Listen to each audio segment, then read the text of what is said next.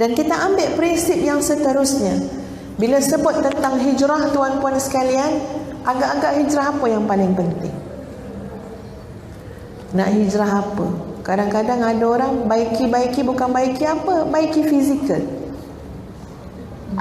Ya, dia baiki image luar semata-mata.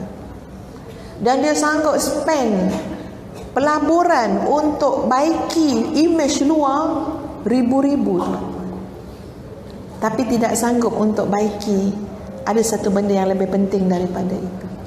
Betul kan tuan-puan? Apa yang kita nak hijrahkan ialah hijrah hati, qalbun salim, hati yang bersih. Tak ada nilai apa kalau hati tak bersih. Tidak ada nilai apa kalau hati tak bersih. Bersihkan hati. Kama arsalna fikum rasulan minkum yatlu alaikum ayatina wa yuzakkikum wa yuallimukumul kitaba wal hikmah wa yuallimukum ma lam takunu ta'lamun. Sadaqallahul azim. Seperti mana Allah telah mengutuskan Nabi di kalangan kamu, kama arsalna fikum rasula. Apa tugas Nabi, tuan-puan sekalian? Yatlu alaikum ayatina. Nabi bacakan ayat-ayat Allah. Nabi bacakan ayat-ayat Allah untuk kita tadabbur, ambil perhatian. Wa yuzakkikum, bersihkan kamu, cucikan kamu. Ya, nak bagi tahu sampai Allah utus Nabi untuk ajar agar kita dibersihkan. Kita nak bersih-bersih, nak cuci-cuci ni tuan-puan, kena ikut Nabi, kena rujuk Nabi, kena bersama dengan panduan daripada Nabi SAW.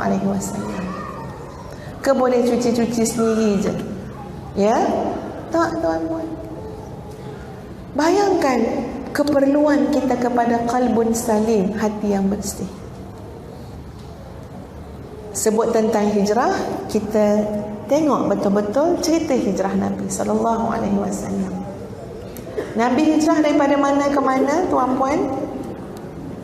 Daripada Mekah ke Madinah, ya. Sekarang Nabi dah hijrah lah. Ni cerita ni kita ambil Nabi dah hijrah dah, dekat Madinah dah.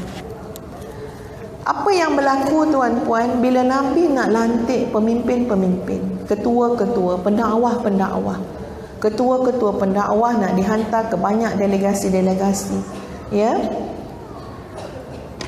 Ada satu perkara yang harus kita lihat berkait dengan kualiti jiwa, kualiti hati. Rasulullah sallallahu alaihi wasallam sangat mengetahui kualiti jiwa orang-orang muhajirin. Orang muhajirin siapa dia? Yang bersama hijrah daripada Mekah ke Madinah. Agak-agak terbukti tak hati mereka? Terbukti. Kecuali ada seorang dua yang ada mulut-mulut cakap, dia tu hijrah bukan sebab Allah dan Rasul, dia tu hijrah sebab tunang dia. Yang itu dah diselesaikan dengan Nabi menyebut sebuah hadis, innamal a'malu bin niyat. Tapi sebahagian besar yang lain-lain sudah benar-benar kelihatan bukti keimanannya tuan-puan, bukti hatinya. Apa buktinya? Mereka sanggup berhijrah dengan Nabi. Mereka tinggal segala-galanya tuan-puan dekat tanah air yang mereka sangat sayang. Tinggal semua. Harta pun tak mampu nak bawa. Rumah-rumah mereka tinggal. Kemudian kafir Quraisy ambil, lelong, jual sesama mereka tuan-puan. Jadi Nabi tahu tuan-puan kualiti iman, hati, qalb orang-orang muhajirin. Tetapi nak ditunjukkan kepada ummah bagaimana pendekatan Nabi sallallahu alaihi wasallam ketika mana nak dilihat jiwa orang-orang Ansar. Ni orang Ansar ni baru jumpa. Kan kalau dah lama lebih kenal jiwa dia, hati dia. Macam kita lah tuan-puan. Ini kita kenal-kenal macam ni je. Yang lebih kenal lagi, jom Ya, duduk dengan ustazah seminggu. Nak duduk dengan ustazah seminggu, nanti akan lebih kenal ustazah macam mana. Orang kuat makan rupanya ustazah tu, dia kata. Dia akan keluarlah bila dah duduk sekali. Ya. Jadi sekarang orang-orang Ansar, memang orang Ansar sangat teruja nak sambut Nabi, teruja sangat. Allahu Akbar. Masing-masing memanjat bukit, gunung, bangunan, pokok-pokok, nak duduk ke atas pucuk tu. Sebab apa? Nak jadi orang paling tinggi sekali biar boleh tengok. Jadi orang pertama tengok rombongan Nabi SAW masuk ke Madinah. Tetapi tuan-puan sekalian, itu tidak memadai. Apa yang berlaku ialah Nabi SAW bila malam, tuan-puan, ketika semua orang lain tidur, Nabi keluar. Nabi keluar. Nabi mencari rumah-rumah Ansar. Nabi letakkan telinga Nabi yang mulia, tuan-puan, di luar dinding rumah Ansar. Bila Nabi letak telinga Nabi di luar dinding rumah Ansar, Nabi mendengar tuan rumah Ansar sedang baca Quran. Baca Quran, menangis, baca Quran, menangis. Nabi pergi ke rumah Ansar yang lain, tuan-puan, letakkan telinga Nabi. Nabi mendengar tuan rumah Ansar sedang berdoa kepada Allah. Wahai Allah, ampunkan aku.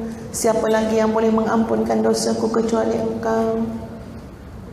Nabi letak telinga di luar rumah Ansar. Nabi dengar dalam rumah itu orang Ansar tahajud, solat, berzikir, munajat, menangis di hadapan Allah. Subhanallah. Kemudian esok lusa, nama-nama inilah yang Nabi pilih sebagai ketua. Nama-nama inilah yang Nabi pilih untuk diberikan amanah. Apa tujuannya, tuan-puan sekalian? Sebab nak cek hati masing-masing. Masakan amanah nak diberikan kepada orang yang hatinya busuk. Masakan amanah nak diberikan kepada orang yang hatinya kotor. Ini amanah harus diberikan kepada yang qalbun salim, hati bersih. Seolah-olah nak tunjuk, tuan-puan, pendekatan, nak nilai bersih tak bersih hati sangat terkait dengan aktiviti kita, dengan sikap kita, dengan rutin kita pada waktu orang lain semua tidur, waktu malam. Sangat terkait. Kita selalulah kan, sekarang kan kita kata kalaulah Nabi bersama kita, kan? Ada lagunya kan, nasyidnya. Lau kana bainana al-habib. Kalaulah bersama-sama kita ini ada Habib, ada apa dia? Ada kekasih hati kita Rasulullah sallallahu alaihi wasallam. Tapi ustazah terbayang begini, tuan-puan. Nabi letakkan telinga Nabi yang mulia di luar rumah kita. Apa yang Nabi dengar? Nabi dengar apa, tuan-puan? Berdengkur. Tak tahu ni jantan betina yang berdengkur ni sama kuat ni. Dia tak tahu ni isteri yang berdengkur ke suami berdengkur. Dia berlawan tu sama kuat. Dengan anak lagi 5,5 berdengkur lagi, berlawan.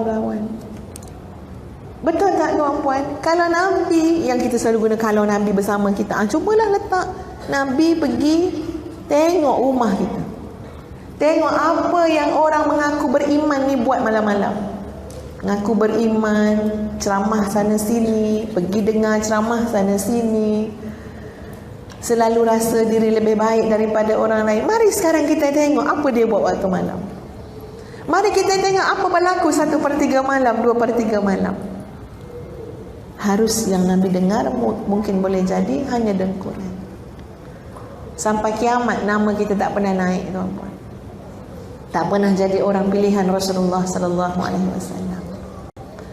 Sebab nak boleh bangun malam ni, tuan-puan, kekuatan apa yang diperlukan nak boleh bangun malam? Cuba kita cakap daripada pengalaman ya, tuan-puan sekalian. Kekuatan apa yang diperlukan untuk menghidupkan malam?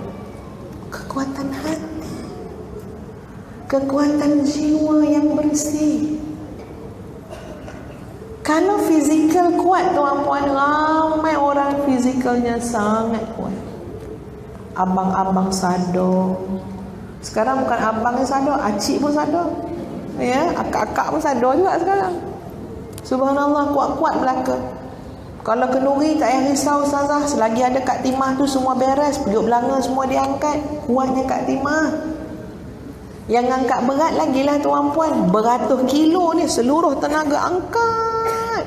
Seluruh tenaga, kita tengok pun takut. Ya Allah, semua tu nak angkat berat 200 kilo, 150 kilo angkat. Dan angkat letak balik kan. Ya, kuatnya. Semua orang kata, oh kuatnya. Tapi yang kuat-kuat tadi ni tu puan, termasuk kita juga yang kita kata kita kuat, kita kalau shopping utara selatan bangunan tu insya-Allah boleh tawar saing Ustazah. Ya. Alhamdulillah tak penat. Punya kuat. Tapi nak tanya satu je. Walaupun kita ada kekuatan tahap tersebut, tapi mampu tak kita nak tolak, nak angkat sehelai selimut? Selimut tuan-puan berapa kilo? Mana tahu ya, Bandar Baru Udah selimutnya memang berat. Ya, 2,5 kilo Ustazah. Ya. Selimut ni nipis melayang. Nipis ya selimut, ya Allah. Kadang-kadang rasa nak ketuk-ketuk kita ni kan. Apalah kita ni. Selimut kita kan nipis. Selimut kita kan ringan. Lagi yang 100 cotton tu lagi ringan. Tapi kekuatan apa ni? Kita kan siang-siang boleh angkat periuk, angkat belanga, angkat macam-macam lah. Angkat anak, angkat orang, angkat kereta, semua kita angkat kan siang-siang. Tapi kenapa kita tak mampu nak angkat dan tolak selimut yang nipis melayang? Itu kekuatan apa tuan-puan? Qalbun salim. Nak kekuatan hati, kekuatan jiwa, hati yang bersih. Subhanallah. Dengan apa yang Ustazah cuba sebut tuan-puan, kita nampak tak yang kita harus berubah? Harus berubah. Segera berubah. Sebab itu prinsip yang pertama tadi, kita tak tahu banyak mana masa yang Allah bagi pada kita tuan-puan. Kalaulah ia berakhir malam ini ataupun esok, dalam sejarah hidup kita sebagai seorang hamba Allah tidak terakam sebagai apa? Sebagai pencinta Allah yang bangun di tengah-tengah malam. Tidak tercatat. Malam ni habis dah nyawa kita, mana tahu kan? Memang kita minta panjang umur, tapi urusan Allah belaka. Tantah minggu depan. Cuba bayang tuan-puan, kalau ia berakhir minggu depan, agak-agak dengan peluang yang Allah bagi kita hidup 50 tahun, 55 tahun, 60 tahun, terakam tak? Tergezet tak? Tercatat tak? Kita sebagai seorang hamba Allah yang ada sifat tatajafa junubuhum 'anil madaji' yad'una rabbahum khaufan wa tama'a. Lambungnya jauh daripada tempat tidur, dia tak suka tidur, dia tak betah tidur. Kenapa? Yad'una rabbahum khaufan wa tama'a. Selalu doa, selalu ibadah, selalu tahajud, hidupkan malam dalam keadaan khaufan wa tama'a, sentiasa takut kepada Allah, takut azab Allah, wa tama'a, mengharapkan rahmat dan keampunan Allah. Kalau berakhir tuan-puan, kita pun rasa ya Allah tak tercatat ya Allah. Sebab kita belum jadi seperti mana ya golongan yang Ustazah sebutkan tadi, golongan sahabat-sahabat Nabi yang Nabi lihat jiwa mereka dengan memastikan malam-malam mereka. Dan ini memang satu sunnah yang diikuti oleh sahabat-sahabat dan para tabi'in yang lain. Dalam menyediakan pasukan-pasukan tentera contohnya, dalam menyediakan pasukan-pasukan untuk jihad, dalam memilih ketua-ketua panglima-panglima jihad, disyaratkan tuan-puan untuk dilihat apakah dia bangun malam ataupun tidak. Tak bangun malam, tak payah ikut jihad tentera Sultan Salahuddin Al-Ayyubi. Tak payah ikut. Tak bangun malam, tak payah ikut. Nanti buat onar aja. Nanti menyusahkan je. Nanti buat ragam je. Bayangkan tuan-puan. jadi satu indikator. Sebab kita tak boleh nilai hati manusia, tak boleh nilai ke boleh teropong. Ada tak jual teropong? Ya, ustazah, ni harga dia 2,500, nak buat apa ni? Ini boleh scan hati. Kita beli tuan-tuan. Ya, kita beli. Kalau boleh scan hati, semua orang nak scan hati. Tak boleh tengok. Tapi indikatornya ada. Apa dia? Tak boleh nak bangun malam tuan-tuan, orang hati busuk ni. Ya, dan tak boleh pula nak kos istiqamah untuk apa? Untuk jihad, untuk jadi orang baik siang hari. Ya, tak guna juga bangun malamnya boleh, tapi pagi-pagi siang-siang mulutnya mengumpat, mulutnya menyakitkan hati orang. Itu gambaran tahajudnya pun tak tahu ke mana. Subhanallah tuan-tuan sekalian. Ya, betapa perlunya kita untuk berubah. Qalbun salim, dapatkan hati yang bersih.